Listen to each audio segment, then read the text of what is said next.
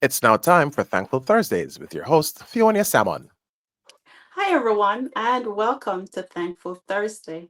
I am your host, Fiona Salmon. A warm welcome to viewers on Facebook and YouTube. Thank you so much for tuning in. If it's your first time here, Thankful Thursdays is a platform which provides useful tips, advice from entrepreneurs, professionals across various disciplines. Today, Today, we are welcoming back a truly unique and thought provoking voice to the show. He's not a stranger to us, Mr. Gawaine Allen. He's not just an entrepreneur, he's a father navigating the complex, often misunderstood world of co parenting across six different households. With honesty, intentionality, and a deep commitment to being present in his children's life, he's here to pull back the curtain on what it really takes to make modern fatherhood work when it looks nothing like traditional mold. Whether you're a parent, a co parent, or just curious about how love, responsibility, and communication plays out across multiple family dynamics, this conversation will challenge assumptions and shed light on the power of showing up consistently and compassionately. As always, Thankful Thursdays is sponsored by Ionia Distributors LLC, the company that distributes my stainless steel barware sets and also my t shirts featuring the title of my book, It Will Be Long But Not Forever. And if you haven't subscribed to my YouTube channel yet, please go ahead and subscribe to Fiona and Friends. Now, let's get into the discussion with Gawain. Gawain, welcome back. It's always a pleasure having you back with us. Thank you. Thank you so much. It's my pleasure as well to be here.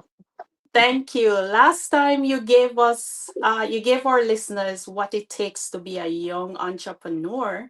Today we're diving into something that affects many fathers who struggle with co-parenting. Mhm.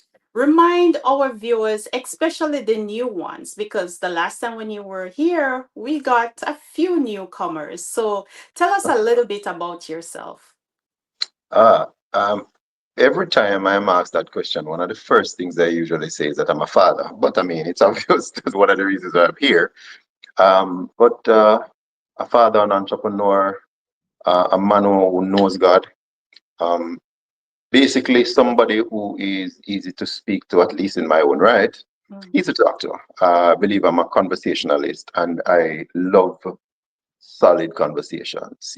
I love being able to have conversation at just about every and any topic. Mind you, I do have my own niche. I do have my own preferences. However, that's probably the strongest thing about me. A career salesman, and as such, I'm people centric. I love people. I love serving, and as a result, these are among the reasons why I tend to. I think I tend to be easy to talk to. So, just in a nutshell, so to speak. Well, I'm looking forward in talking to you because as you said, you're easy to talk to. So what does what does fatherhood means to you and why? Whoa, being grown up. That much I can tell you.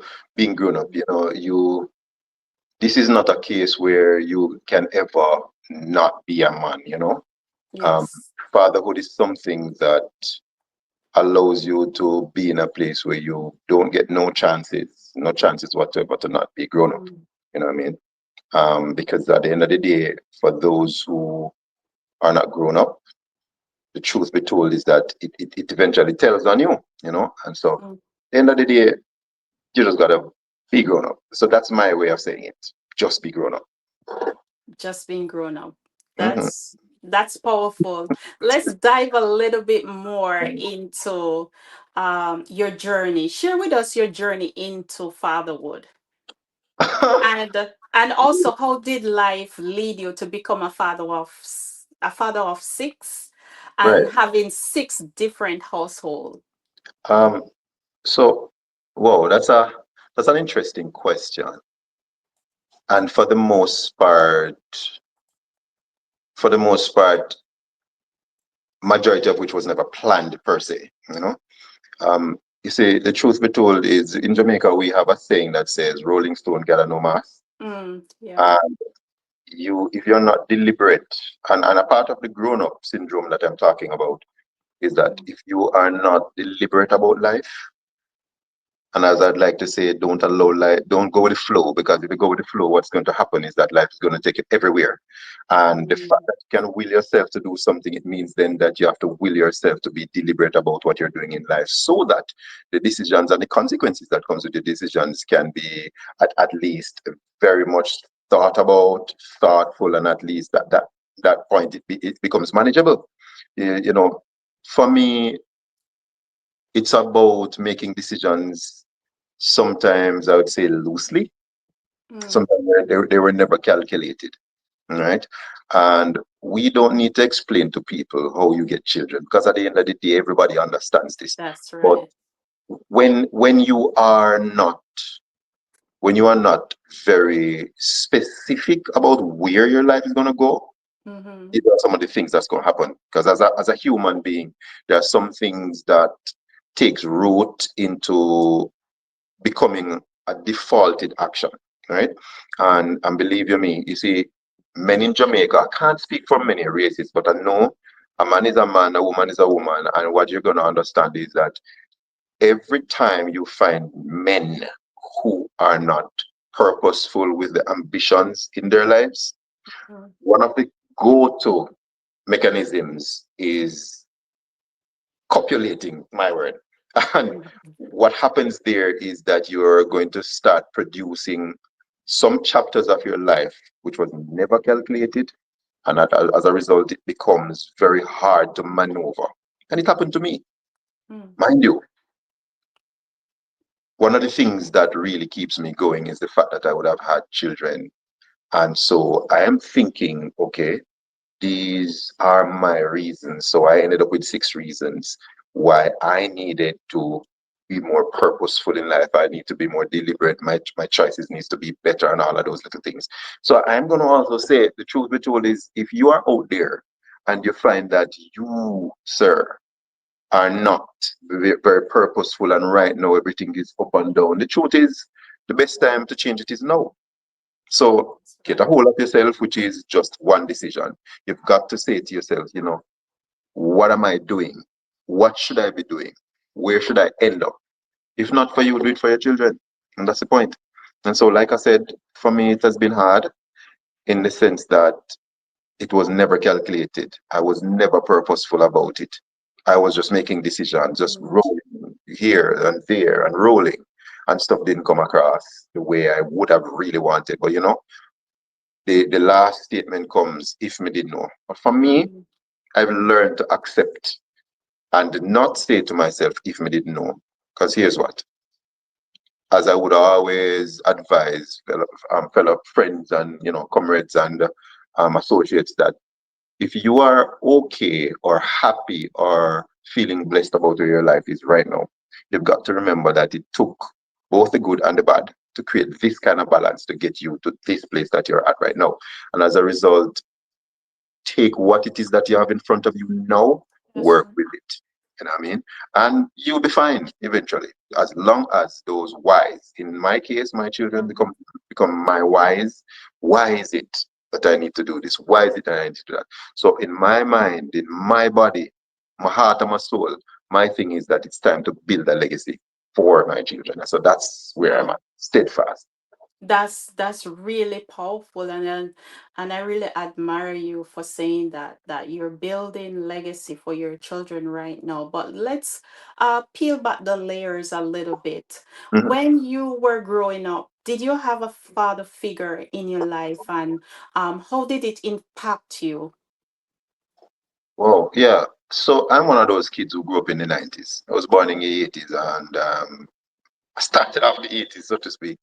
And I was one of those typical kids that grew up in a nuclear family setting where The patriarch of the family was my stepfather, and I am the eldest of six children. So yes, there was a father figure in my house. I grew up calling him daddy because that's all I knew. This is a Mm, gentleman. To this day, I salute him. You know, where he took responsibility from I was in the womb. You know, and that gentleman.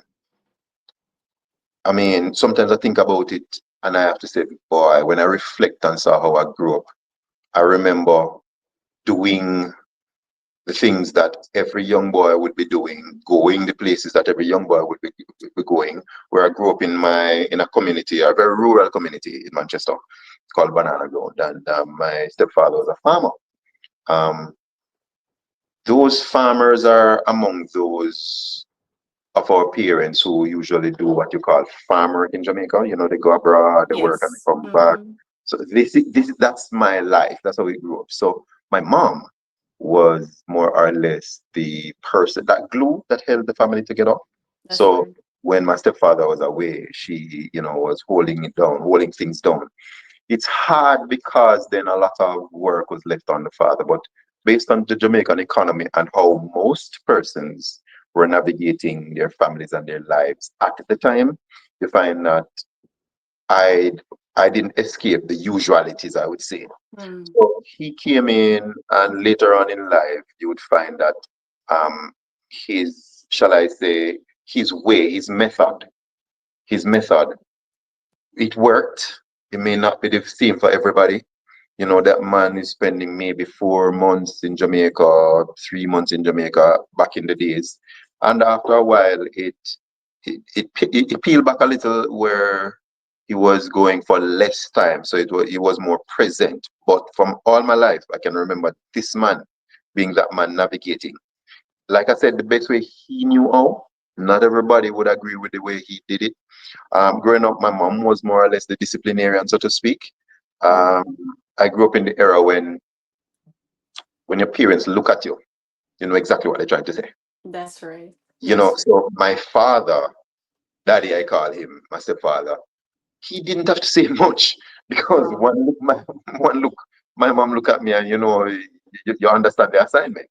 That's right. So new care setting, church was all I knew. Went to church every Sunday, went to school and back. Grew up like any typical poor family. So I'm from humble beginnings, I'd say. Being the first of six children from my mom, um, I had to go there and face life on my own first. I had to be the example. And believe you me, the road was such a hard one. I I don't have words really to explain it and where Mm, it brought me, but I can say today though, I am one individual who can proudly say, boy, I had a very interesting life, very diverse. Um, as long as I can remember myself, though, I was always entrepreneurial minded. mm, When I was 12, 13, I started playing music when I was about 12 years old.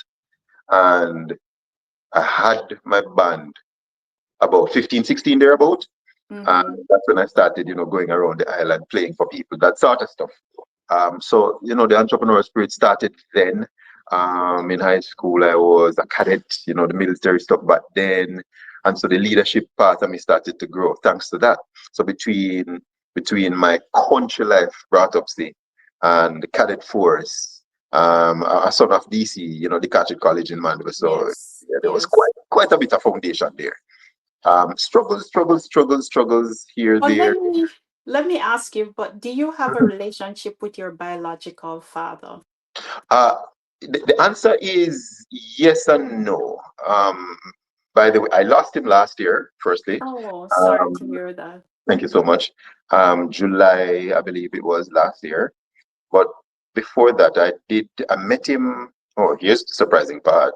I actually met my father when I was 30 years old.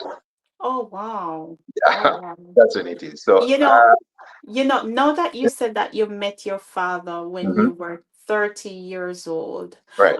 do you think that the absence of your biological father might have played in your decision making, especially with women and the way how you go about life? Wow. I don't know that I can say yes or no, truthfully. Because whether my father is present, my biological father was present, yes or no, um, you find that whoever is the father figure in your life has a Mm-hmm. responsibility, right? My stepfather did it the way he knew best. But Yeah. again, I have to look at the fact that the time that I grew up in, I love using the word era. So Mm-hmm. while my father was not present and my stepfather was doing the job, I never had father-son talk. Yeah, I don't think parenting back them times were so potent where Open. moms were talking to the girls, fathers were talking That's to the right. boys. No man, you just see some example and you just better follow. I don't think we Mm-hmm. spoke with any personalities of our own. I think it was a template that you had to follow. Is how I see it. Adopt. Mm-hmm. Yes. So I don't know that they had positive or negative influence. What I can say though is that it did alter my behavior in certain ways. At some point, learning the truth, understanding the truth, but was never given an explanation in any way, shape, or form. It caused a lot of outbursts sometimes and little behavioral issues. I mean, I don't necessarily know how to judge my behavior back then, but for sure, I am sure I remember having outbursts, and so there were lots of instances, where I had issues with authority because I never had a clear explanation as to what was happening in my life. So, that's how I could put it. Thank you so much for being so open. You're tuned into Thankful Thursdays. I am your host, Fiona Salmon. Today's guest is Gawaine. He is here sharing his experience as what it takes, really takes, to make modern fatherhood work when it looks nothing like the traditional mold. Thankful Thursdays is sponsored by Ionia Distributors LLC, the company that distributes my stainless steel barware sets and my motivational t-shirts, like what I'm wearing, featuring the title of my book, It Will Be Long But Not Forever. Please, please, I'm asking you, go ahead and support me. What are you waiting on to support me? Go ahead, purchase a t-shirt. It's available on Amazon and TikTok, wherever you scroll, it's available. And also, for those of you who already subscribe to my YouTube channel, Fiona and Friends, thank you so much. Continue to spread my content wide and far, and let's build this little community. Let's get back into the interview with Gawain. What is the relationship that you currently have with your children now? Now that they're in six different households, um, what's the relationship like, and how do you navigate them? There's good, there's great, there's excellent, Mm. and they all are mixed Oh wow. junctures, different parts. And why I said that is because having to navigate all of that, you find that different activities, different seasons, different times a year, Mhm. people are different ones are going to school, that sort of thing. Oh wow. So you find different situations coming, whether it is a school event or a school activity, whatever the case may be, right? And then at that juncture, you may have to be concentrating on that particular one for that particular matter or for Mhm. that particular outing, whatever the case may be. So I want to say it's shared equally, but then equal means it's very relative. Mm. I tell you this is it's not always great with some, depending on the situation. Mm. And don't make anybody fool you. This is not an easy ride. Never an easy ride, whether it were one or many. It's never an easy ride. And I can tell you one of the major challenges having so many is the fact that you don't get to be present all the time. For Wow. one, I can tell you that. You know what I mean? Mm. But you know what? Make your presence be felt where you have having a certain kind of relationship with the children. Mind you, everyone is going to be a little bit different. And remember, you see, personalities are different because they're all in different environments. And so Mhm. one has to pivot based on the child. Everybody is at a different level in school. Mm. Everybody appears differently. You know, Wow. fortunately for me, uh, I have a wide age range. So I have between 24 and 1. So, having some great gaps between helps you to navigate a little Mm. bit easier, So at each time, at least two is always going to be at a different level, you know. And so you just navigate accordingly. But I can tell you, it's not easy. It's not easy. You just got to do what you gotta do. I can't explain how it is done. I really can't. But you just have to get it done. That's how I see One thing for sure is that you're always going to be busy with such a it. unique family dynamic. Managing multiple co-parenting relationship must be challenging and rewarding at the same time too. That's true. So, how do you approach communication with each of the mother in terms of to make sure that your children's needs are prioritized? How do you go about communicating with them? Because it must be challenging. You know what? I thank God for these women. Amen. And that's because they are doing their part. Mm. They're respectful people. And as a result, when the need comes, they will communicate accordingly.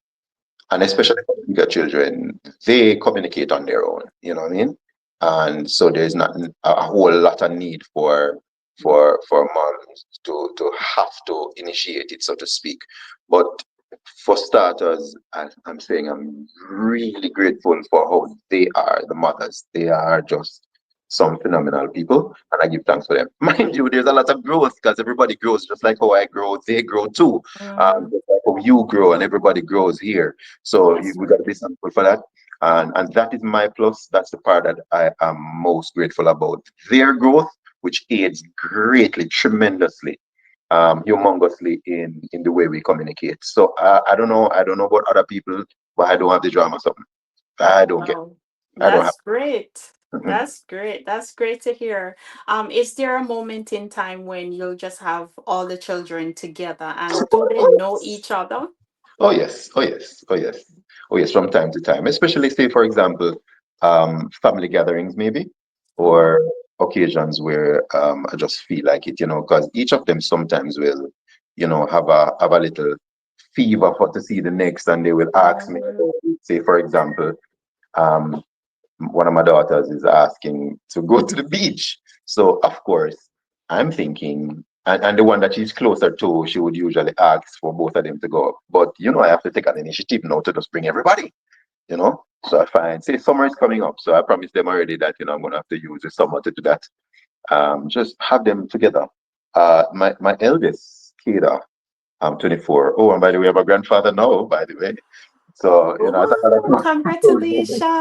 thank you, thank you. Congratulations. Thank you so much. So she's a good little woman, and she tends to orchestrate a lot of it. She operates as the little glue to hold everybody together, especially when they're Mm. together. Seeing that she's the eldest, so she's doing it. I know that she's a mom. I know she's also finding even more responsibilities now that she has her own. So yeah, man, it's like that. I always do that. Sometimes couple of them together, depending on the occasion and the situation, and more in less, more seldom times that I have everybody together. But yeah, that's the case. I know that you mentioned earlier that they're on different stages or in different stages of life. Do Mhm. you have like a set routine or system that helps you to stay present in each and every one of each child's life? That is, Wow. or do you have to write it down or say, okay, No, yeah? How do no. you keep track? Okay, so one of the smart things I do is that I create a group, a WhatsApp group. Ah, there you go. Yeah, so so sometimes when it hits me that I didn't talk to them, I think I just shoot them up and heal them up. So the bigger ones they talk quickly and they'll talk together. Nice. Funny enough, I think that WhatsApp group was also memory serves. It was the initiative of my eldest, Oh, uh, nice. and Wow. she put it together. So the three eldest ones tend to talk more often and to each other than anything Nice. else. They find themselves at my yard when they're ready, or together when they're ready. So I think it is making it as we go. I don't know that I wing it or not. It's making it up as you go, and each of them does have their own little responsibilities. It is indeed what it is, and people just fall in place. You know what I mean? That's just how I look at it. And like I said, I made a point earlier with the moms. They help with it. They remind. God bless them. They remind. They call or they'll text and say, remember so and so. No problem. Cool. So what I try my very best to do is to pivot quickly and respond quickly. You know, Wow. you know, that's kind of one of the things I do. Once I see one of them calling and or their mom calling, I just jump to it real quick. So that's the case. I just work it as it comes. Hats off to you, Gawaine. Hats off to you. You're tuned into Thankful Thursdays. I am your host, Fiona Salmon. Today, Today's guest is Gawain. He is here sharing his experience as what it takes to make a modern fatherhood work and when it looks nothing like traditional mold. So let's get back to Gawain. How do you manage the logistics? Because now you have six kids. Let's minus your eldest, which is 24. How in terms of logistics, emotions, expectations.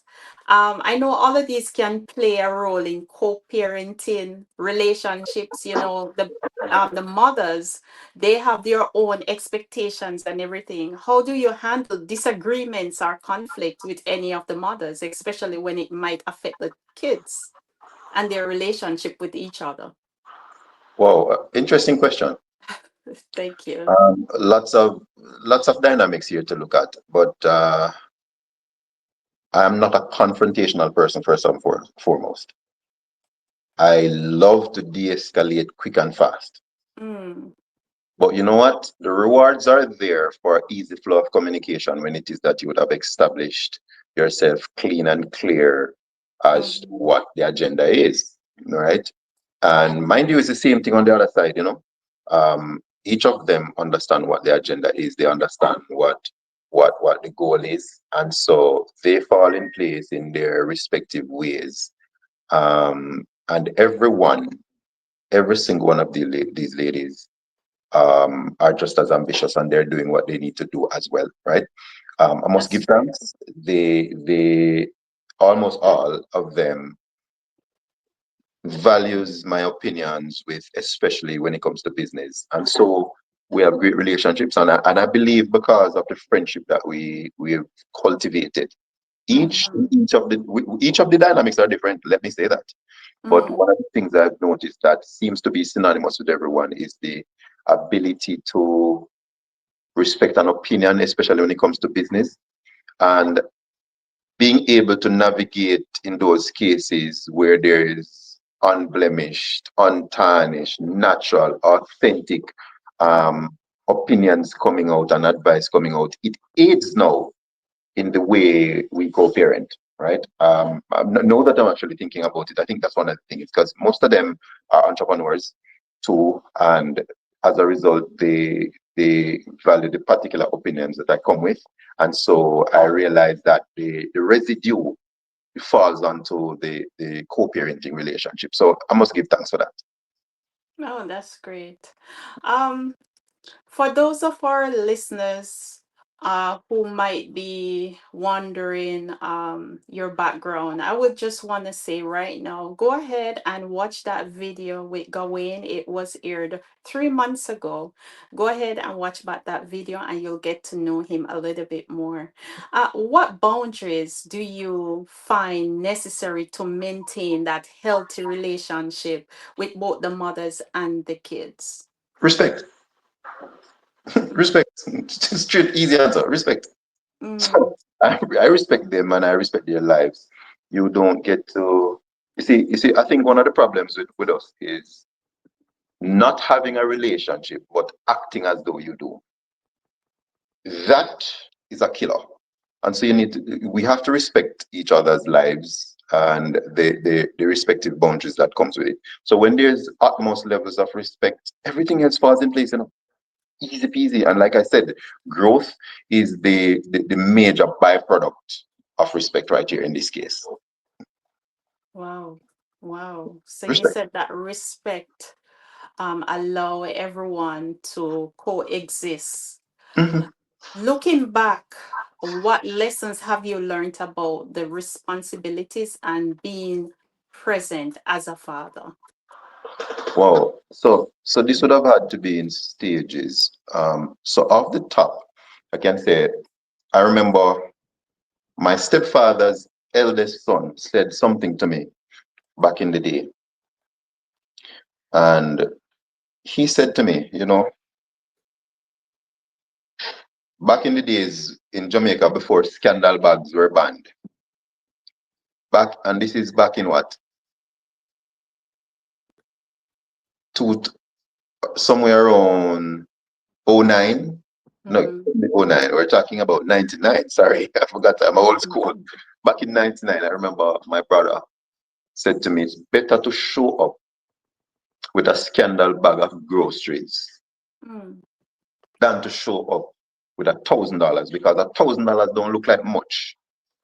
But when you come with a scandal bag of goodies that probably cost less than $1,000, mhm, it is way, way, way, way, way much more appreciated. And it stuck with me.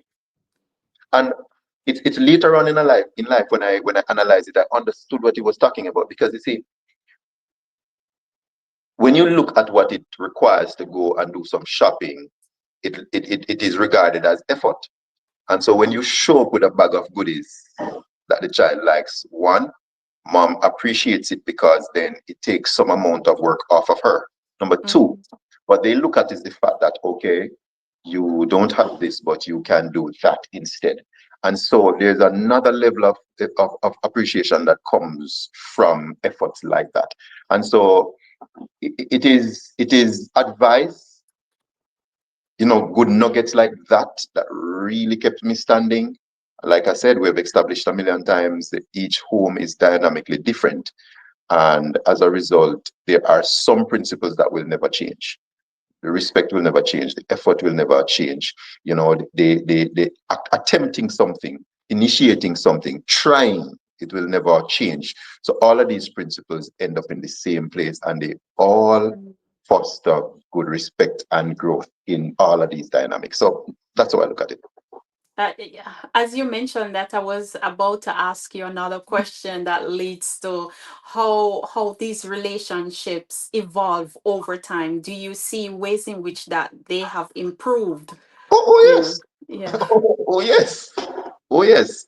Sometimes it makes you wonder, and I'm sure people out there can relate with it, where you wonder if how is it that you never had such an impeccable relationship while you were in a relationship together? Like, I don't know if I don't know, but like I said, the major factor is the growth between persons, where you see, if you choose to be respectful regardless of what the dynamic is, it's just a matter of time before somebody mimics something that is good.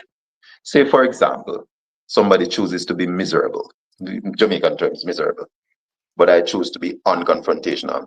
The longer I keep being unconfrontational, which it means I de escalate everything, long before it even happens. And believe you me, people have sense. People are humans. They adapt. And you find that an individual, a well-thinking individual who is growing Mhm. in their own right, Yes, understanding sir. their own responsibilities, before you know it, it's just a matter of time before they just fall right in. And like I said, pay attention. You got to pay attention to what's happening over there. While you're not afraid of the mom's life in every Mhm. single way, because of the respect factor, there are some things that will be said and some things that will be shared, which makes you have another level of appreciation for them and vice versa. There you go. Wow, powerful. So basically, you're saying that men take note of the relationships that you form with women, and Mhm. especially when you're planning to have children. Oh, Would yes. you agree to that? Oh, yes. You got to be Mm. very careful with this. And I know there are lots of persons who see my story and they have everything to say and everything to ask and everything to think. That's fine. That's right. That's fine. Because one of the things you mentioned when you introduced me and when you made a little something like a monologue there, it's Yeah. my situation is not the usual, Mm-hmm. and people will look at my story and think it is and stereotype it, That's right. but unfortunately it's not. I have grown up for my children's moms, and two, mind you, they grew to that, and two, I keep on going back to the respect factor. But we have Mm-hmm. grown-ups, that's number one. Mm-hmm. And when you look at it, if you understand yourself and what you're about, stick to it. Somebody will fall in place. Mm-hmm. Just somebody will fall in place. Stick to it. But always make sure that you're doing what you need to do. Remember now, fatherhood not necessarily mean providing monies, but let us understand that this is important. And money is here is just used as the tool to provide. So That's we're really talking about, so your job as a father slash a husband don't change. It is the same thing. You provide. And if mm-hmm. you're providing, again, the lady is empowered to support it. And when you have Mm-hmm. understanding people, then the result is you do not. Like, number two for me is that I do not have drama. I do not have a bag of nonsense going on. So those Mm-hmm. two things are paramount for me, you know. So and have proper conversations. You don't have to be on the phone every single day, but let's have respectful and proper conversations, and then co-parenting becomes a little bit easier at that juncture. But cooperation, it works. And communication, as you said, Oh, thinking beyond the day to day. I'll love to hear how you view your role in a long term. What kind of legacy do you hope to leave for your children? okay. People like myself who grew up in the 80s and the 90s were never taught about what legacy means. Mm, So we then end up coming into a cycle of trial and error where there's nothing to pass on. So we've got to learn how to create something that is transferable, what you can pass down. mm, Creating a legacy is being able to teach your children things. But first, you lead by example. If you are able to get to that place where, for example, me becoming an entrepreneur is not necessarily for myself, but it's really for my children. So you find that you make sure that there is something transferable. And in this case, it's a business, right? Work on it. So my mantra is that I work hard now so I can relax later. I really don't care about relaxing when I'm older or not, because you know what? Somebody had to stop this. My parents and their parents and my mm, parents' parents and their parents. Nobody stopped for a second to realize that, life is going to be hard for your children. So fix it from now. yeah. I decided to stop it hard, very hard. I went fully entrepreneurial in 2021, fully. Mm, And it has not been easy. This is one of the hardest things that you would ever do. But you know what? What I have in mind is the children. So create a business and be smart. Some people are very purposeful in how they do what they do, and you you gotta put yourself at the place where you remember that if I do it hard now and I create, the right moves and make the right moves, not create, make the right moves, what you then start creating is the legacy. Now, legacy is not something that is just you just get it today or yesterday or it was built last week. No, it's something that you have to Right. put work into over time. Now, ethics has to be taught to your children. Word. In other words, they have to see the example. Like I said before, you got to lead by example. So they got to see you at work. They have to see you being diligent. They got to, don't be afraid to talk to your children about what you're doing. Say it. When I was growing up, parents usually say some things to us and they have some words for us. And sometimes they know that it is going through one year, is coming through the next, but they're saying it anyway. And it is the same thing that you do here with your children. Business, it's legacy. At the end of the day, it is something that you need to leave for them so that their life becomes easier. Because the world ain't getting any easier. So while you have an opportunity now, that's what you need to do. And so I ain't stopping. I have a whole heap of brands, a whole heap of business ideas, a whole heap of them. You can't do everything one time. Get that. That's right. What you got to do is to work on something that you're great at now, get it to a certain level. Work on the next one, get it to a certain level. Don't be afraid of partnerships because you alone can't do everything at the end of the day. But Mm-hmm. have your children watch you. Some of my proudest moments is when I watch my children at my shows, you know, and I'm on stage and them watching there and cheering daddy, you know what I mean? Oh, that is so nice. It's also so awesome when I'm doing like my festival, my music festival, and my kids are helping me to work this stuff. Even one of my daughters, two of my daughters, sorry, even were sales representatives, helping the festival. So give them responsibilities, reward them for it too, and have them understand and learn what legacy is all about. Why? Because it's a baton pass later on. Mm. I mean, some people use finances like insurance, to do it. What I say is the Rockefellers has the most brilliant of examples in business. I will use that. It has to be another session for me to talk about that. But just look it up. For those persons who are watching this, look it up. The Rockefeller. Just watch what they did to become one of the world's most wealthy families. They're not the only ones, but their method is just impeccable. So that's what we talk about when we say legacy. You emphasize legacy a lot. How do you, or what do you teach your kids now that you talk about the financial part of legacy, building wealth and everything? Let's talk about the ethics of it.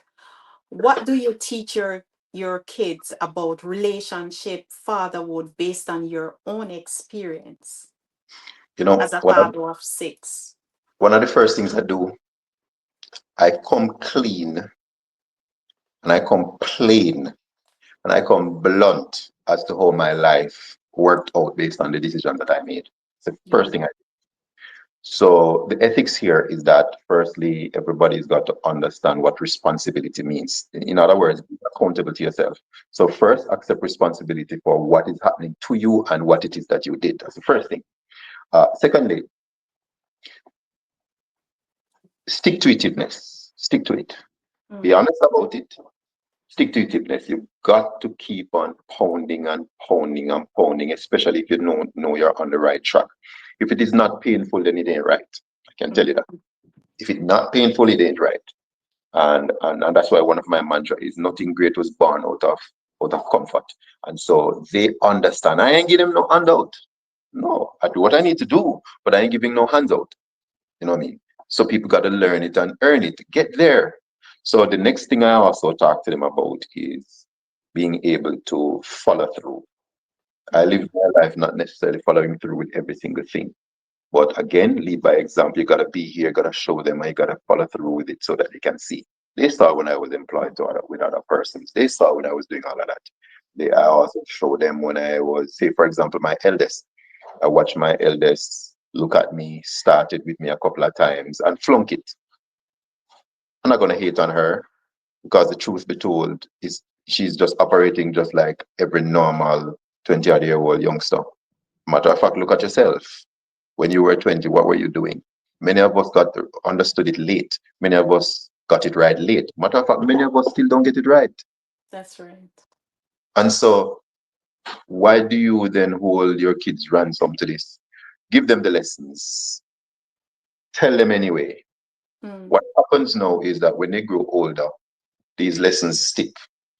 And when you've created something that is transferable, what happens is when the root of your talks and your advice, when those take root, what happens is they become very much open to to accepting that which was taught down.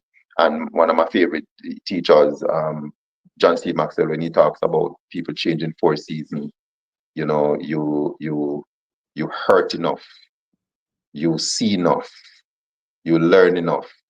You know, all of those things contribute to how you change.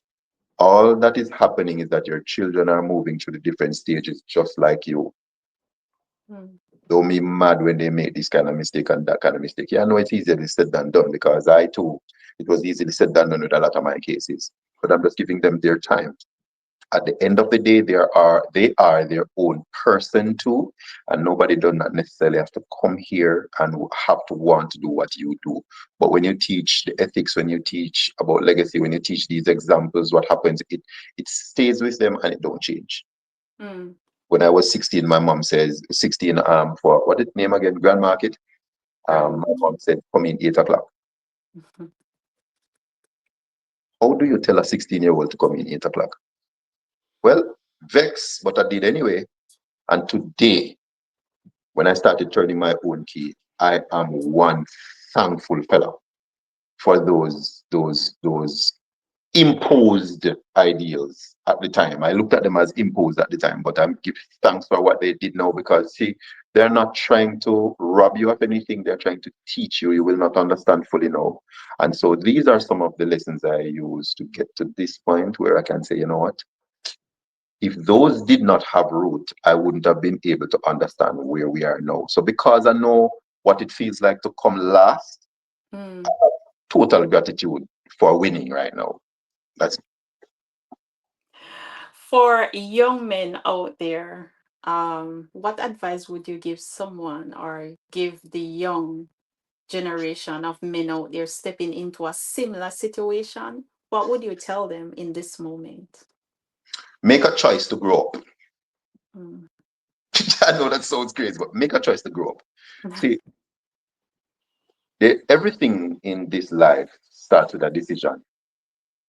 And sometimes you do not understand what these things are. You will not get the full, you will not fathom it truthfully. Make a choice to say, this is what I'm going to do. Mm. That is what I'm going to do.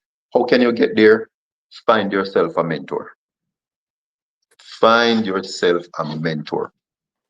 Your dad, your pastor, Mhm. your teacher, your boss at work, somebody. Find yourself a mentor.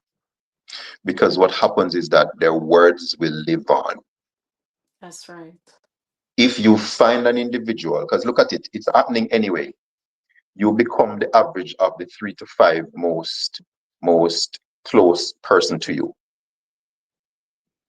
So whatever these 3 persons or those 4 persons are, just understand Mm. that that's who you're going to become. So young men, look at the lives of outstanding men.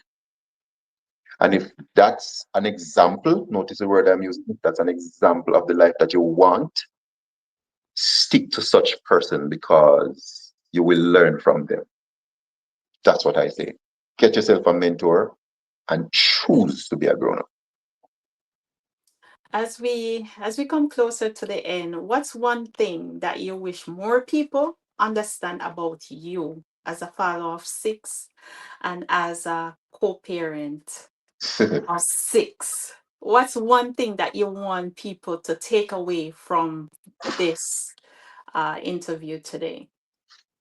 um, Stop focusing on people's past, focus on what they are now, and look where they're going. Simple. Wow, that's powerful. And I can't leave by. I want to ask you this question. Do you see more kids in your future? Are you planning to have more?